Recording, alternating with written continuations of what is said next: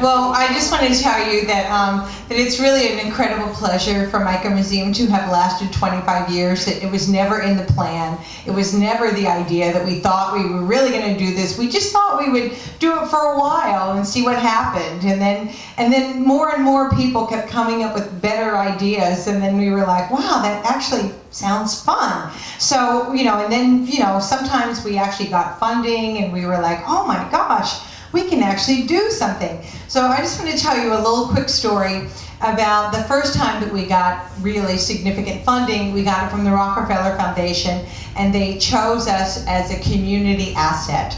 And so we got multi-year funding, and it was really enough funding for us to hire people, which was like unbelievable. And we had enough money to take, and one of the things that they wanted us to do was they wanted us to explore advertising.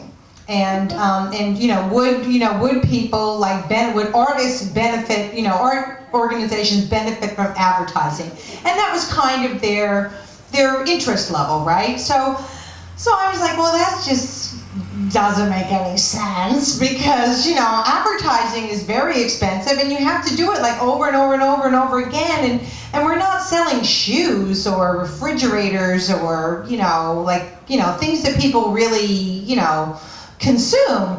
It's like we're selling art and culture, and that's a little bit more amorphous, and so I wasn't really sure how it was going to happen, but I was like, okay, if the Rockefellers say, spend their money, you say yes. So I spent their money, and I took out ads in places that I thought would be meaningful or useful or attract people's attention. So we took out ads at the Cobble Hill Cinema, and we took out ads in all the local papers, and we took out ads in art journals, and we always had a public access television show, and so we just kind of continued to do this, and true to life, it amounted to not very much, and so we were kind of like, well, thank you very much, Rockefeller Foundation, and so we just put everything in our files, and we didn't really think anything about it.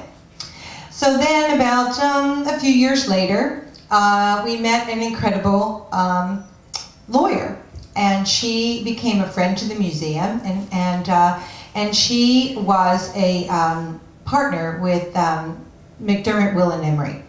And so she came to Micro Museum and she said, oh my God, this place is amazing. This is amazing.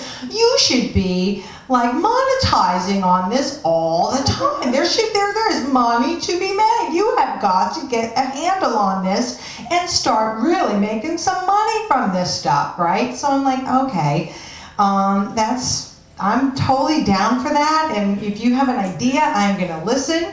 And so she said, you must get trademarked. So I was thinking, great, one more thing I've got to do before I can actually monetize something, So she said, you must be trademarked. So that's a giant process to get trademarked. It takes 3 years. You do have to have a team of lawyers. You have to document everything. And so it turns out that there was a competing micro museum, not a micro museum like this micro museum. The micro museum that was a competing micro museum, believe it or not, was a tripod. And this tripod was called Micro Museum, don't ask me why. And so we had to prove that we were nothing like a tripod. So I thought that was sort of Deschampian, how is a community art organization unlike a tripod?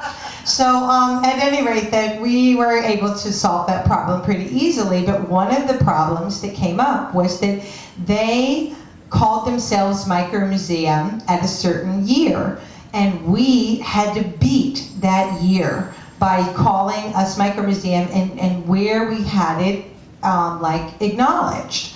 And it turns out that the Rockefellers, in their incredible wisdom, when they made me purchase those ads and all of those journals and all of these places, which I thought were completely useless, or maybe not completely useless, but long-term good, short-term not so good, But anyway, it turns out that I was able to go back into our records, and when you do trademark things, you have to show that you are actually working in the trade. And so that means you have to have things published in magazines or newspapers, or the internet doesn't count, or the back of my hand doesn't count, or t-shirts don't count, only in magazines and newspapers. So I was able to prove that Micro Museum was not a tripod, or was better than a tripod, or quicker than a tripod, or older than a tripod, because I had these ads which I took out in all kinds of journals, and that I was able to prove that Micro Museum was in fact a bona fide use when we came here in 1986, and that and we were working as a small micro museum. So and that being said, that I still want to say I wish I had $1 for every time that somebody walked into Micro Museum and expected it to be a place that had very tiny objects, or it was they were disappointed that it really isn't a furniture store. So anyway, I want to thank you for your attention, and that we do have a little lull in the program right now, so this is a good time to take a look around the museum to see some of the artworks. We have the second floor open. In the studio on the second floor, there is a public access television show that William edited for, oh gosh, how long? 20 years? A long time. Many years. It was called Spontaneous Combustion. Spontaneous Combustion started as a live program that invited performing artists, visual artists, media artists together for lunch, and we had fun, and we had lunch, and then we